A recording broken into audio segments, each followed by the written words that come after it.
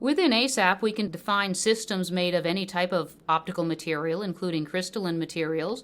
We can also define our incident energy to have a particular polarization state, and we can then watch what happens to the polarization state and the electric field as the light propagates through that system. In this particular case, let's see what happens when light propagates through a sapphire dome. Sapphire is a crystalline or birefringent material, and we'll take a look at sending a wavefront through this crystalline dome and see what happens to the polarization state of the energy as well as the electric field.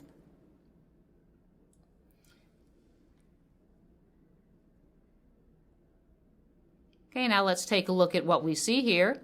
The first is our dome, and we can see the light coming into the sapphire dome, and we're watching the refraction of the ordinary rays as it propagates through.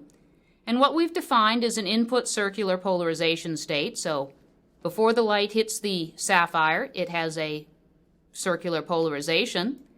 And then as we look at the output, we see crossed linear polarization. Again, sapphire is a birefringent material.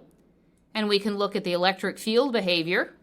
And again, we see somewhat of a circular electric field, linear in some positions, as a function of the incident angle of the energy when it struck the dome.